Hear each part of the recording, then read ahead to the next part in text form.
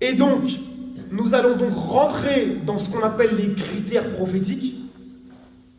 J'avais oublié une chose, c'est que j'ai parcouru les exégèses des enfants d'Israël, leurs savants, et beaucoup ne se mouillaient pas, c'est-à-dire, ils voyaient le passage de Genèse chapitre 17, verset 20, et beaucoup n'ont pas commenté ce verset.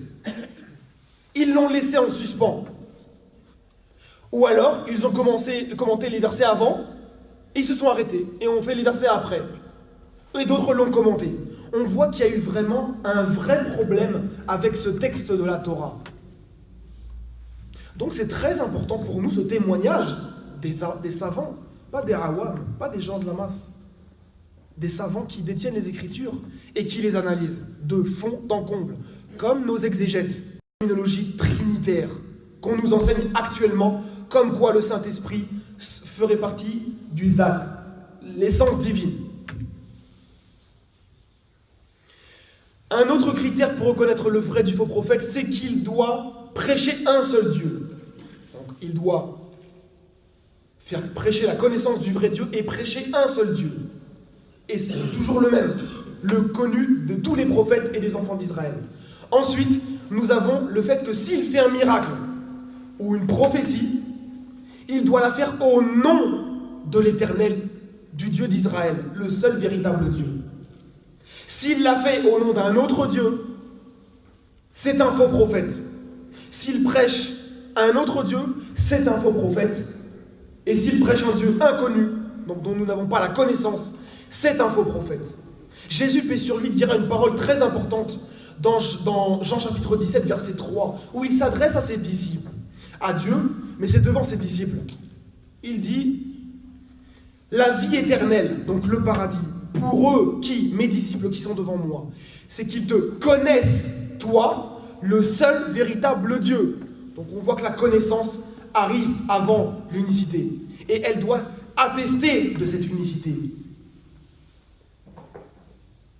Par contre, il y a des choses supplémentaires que les enfants d'Israël nous ont transmis à travers leurs savants.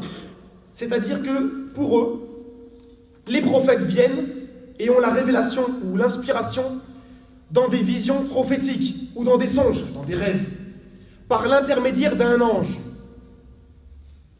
La plupart des chrétiens refusent cela, alors que pourtant c'est très clair. Vous prenez par exemple Daniel, au chapitre 10, c'est un ange, c'est l'ange Gabriel, Djibril, qui vient faire la révélation à Daniel. Et ça a toujours été comme ça. Et les enfants d'Israël l'ont bien compris. Si un prophète fait une annonce, elle peut ne pas se réaliser. Mais là, on pourrait dire, oh, mais c'est un faux prophète, si elle ne se réalise pas. Non, non, non, non. On a le cas de Younous, Jonas, paix sur lui, qui avait été envoyé pour menacer la ville de Ninive. Mais, par le repentir qu'ils ont fait, la menace de la destruction de la ville n'a pas été accomplie. Par contre, s'ils ne s'étaient pas repentis, la menace aurait été mise à exécution. Donc c'est un des critères qu'ils nous disent qui n'est pas une obligation de réalisation. Il ne doit pas, même temporairement, même 5 secondes, parler au nom d'un autre Dieu, sinon il est mis à mort. Et là, souvent, on se prend des ambiguïtés, nous, sur notre prophète de l'islam. Parce que si vous ne le savez pas, c'est pas grave. On est là pour apprendre. Moi de vous, vous de moi. On a ce qu'on appelle el-gharaniq, ce qu'on appelle les versets sataniques. Je ne sais pas si vous savez ce que c'est. En fait, c'est des traditions qui circulent dans notre patrimoine et qui nous dit que le prophète de l'islam a été inspiré par Satan et qu'il a temporairement accrédité le shirk. Beaucoup de savants ont mis en exergue et ont bien montré que chaque chaîne de transmission est fausse. Même Cheikh Al-Albani, rahimahullah, il a écrit un livre sur ça. Donc ce n'est pas une chose nouvelle pour nous. Même les savants anciens ont déjà réfuté cela. Mais pour les non-musulmans, ils s'en servent contre nous.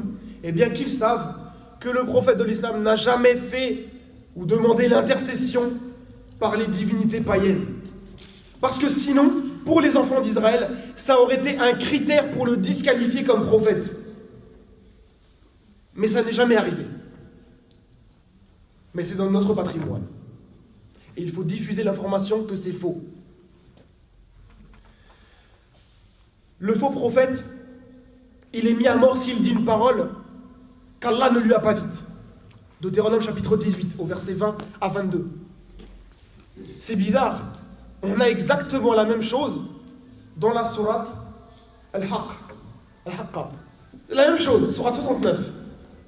Où si le prophète aurait dit une chose qu'on ne lui avait pas dite, eh bien nous l'aurions tranché la horte. Eh bien encore une fois, on se sert de nos sources pour pouvoir accuser le prophète de l'islam d'être un faux prophète. Parce qu'on a un cas d'empoisonnement du prophète de l'islam, où celui-ci, à la fin de sa vie, s'est plaint de son aorte. Alors là, pour eux, c'est du pain béni. Le Coran vous dit ça, il meurt comme ça. C'est un faux prophète. C'était un vrai prophète au début, mais c'est un faux prophète par la fin. Et on a des cas comme ça aussi dans la Torah. On a quelqu'un qui s'appelle Bilam, et cette personne-là, c'était un vrai prophète choisi par Dieu, mais ensuite il a apostasié. C'est pour cela qu'il y a une mention de cette chose-là. Sinon, ça ne servira à rien de le mentionner. La Torah et le Coran se rejoignent sur cela. Un vrai prophète, si il déraille, il est mis à mort par Dieu. Alors, soit par un événement naturel, soit par le peuple, etc. En tout cas, il lui arrive quelque chose. Mais le prophète sallallahu alayhi wa sallam n'a jamais été mis à mort. De plus, même les hadiths qui parlent de cette chose-là ont des problématiques, et il faut le dire. Pourquoi ? Parce qu'il y a différentes versions qui existent. On a des versions où en fait c'est une juive qui a empoisonné le prophète de l'islam. Paix et bénédiction de Dieu soit sur lui. Et donc à la fin de sa vie, il se plaint de cela, qu'il a encore les douleurs de l'empoisonnement. On ne remet pas en cause le fait que ça s'est passé. Non. Au contraire, c'est même encore mieux pour nous. Ce qu'on remet en cause, c'est le fait qu'il soit mort à cause de cela. Pourquoi ? Parce que même dans des versions différentes qui sont, même par exemple dans le Sahih Muslim, eh bien, le prophète sallallahu alayhi wa sallam dit à cette juive-là, Dieu ne te donnera jamais ce pouvoir d'accomplir cela. Là, c'est le prophète sallallahu alayhi wa sallam qui parle aussi. Donc, il est catégorique. Ça n'arrivera pas. Donc, lorsqu'on vient dire qu'il est mort martyr à cause de cette chose-là, est-ce qu'on ne rentre pas à l'intérieur d'une contradiction ? Eh bien, voilà, ça c'est pour vous parler des critères prophétiques. Maintenant, il y a d'autres supports et appuis rapides, avant que je passe à la deuxième partie de la chose que je pourrais parler pendant 3 heures sur cette question-là. Et c'est très écourté, je suis obligé de me résumer à l'extrême. On a Jésus, paix sur lui, dans les évangiles qui nous dit la même chose. Par exemple, dans Luc chapitre 4, verset 24, il nous dit que les vrais prophètes, ils sont jamais bien accueillis par leur nation. On les bannit. Dans Luc chapitre 6, verset 22 à 26, ils sont insultés, persécutés, bannis, on les combat. Par contre, il nous dit que les faux prophètes, ils sont bien accueillis et on ne leur fait rien. Maintenant, tout ce que j'ai dit depuis tout à l'heure, sur la description des critères prophétiques, est-ce que le prophète de l'islam rentre en contradiction, ne serait-ce qu'avec un seul de ces critères ? Il a été banni. C'est pour ça qu'il a fait la hijra. On l'a combattu, insulté.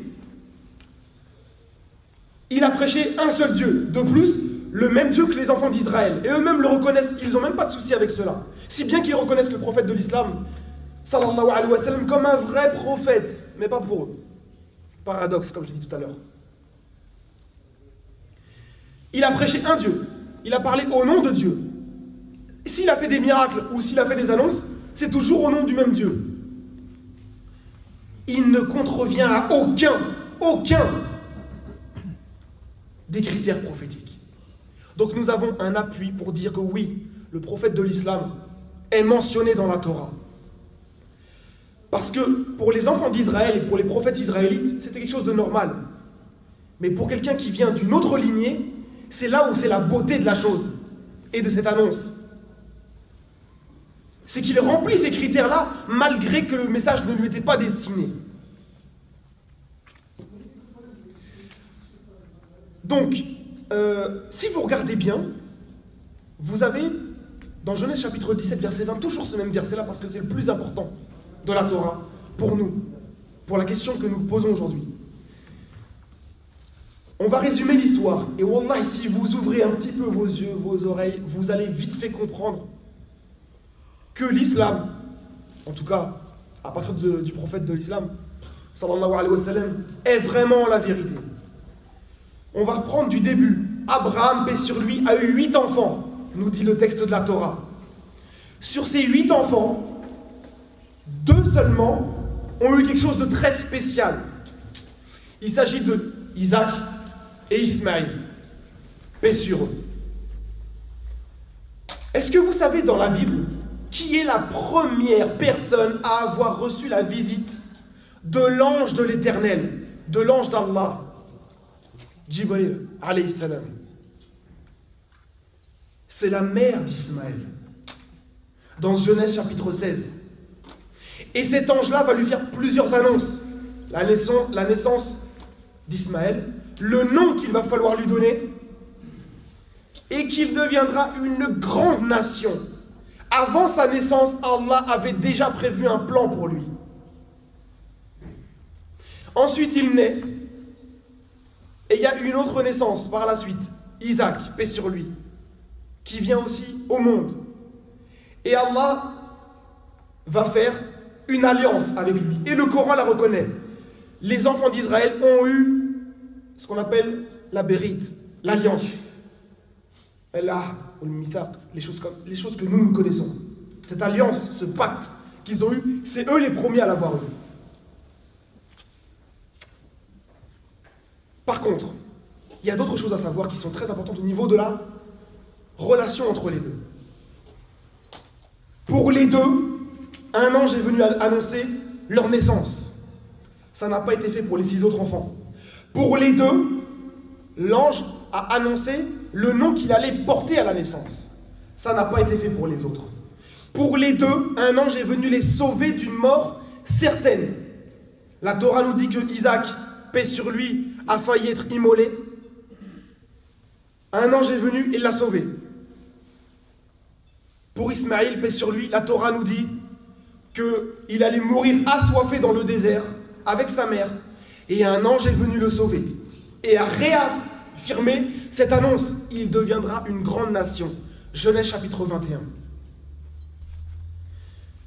Donc, on voit qu'il y a un parallèle très très fort entre les deux. Mais ce n'est pas tout. Ce sont ces 2 enfants-là qui vont venir enterrer Abraham, paix sur lui.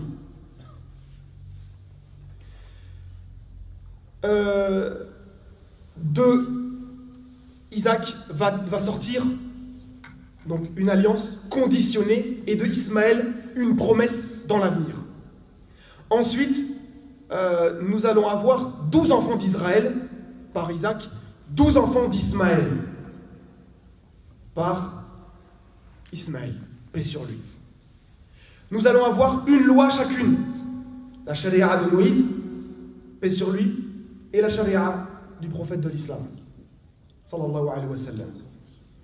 On va avoir un temple qui va être construit, le temple de Jérusalem, avec la ville de Jérusalem. On va avoir la Mecque et la Kaaba. On va avoir une lignée prophétique par Isaac jusqu'à la fin de l'alliance. Et ensuite, on va avoir, entre Ismaël et le prophète de l'islam, aucun prophète. Mais il remplit cette annonce qui justement a été faite. Et ça, c'est très très important. Et actuellement, qu'est-ce qui s'est passé? Il y a presque 2000 ans que le temple de Jérusalem, Beit el-Maqdis, Beit Hamikdash comme ils disent en hébreu, a été détruit par Allah subhanahu wa ta'ala. La question c'est pourquoi? Ils vous diront, en fait parce que le peuple tuait les gens, il y avait de la violence gratuite, etc. Non, c'est pour ça qu'Allah il nous a enlevé ce privilège. Je réponds non. Il y a autre chose derrière.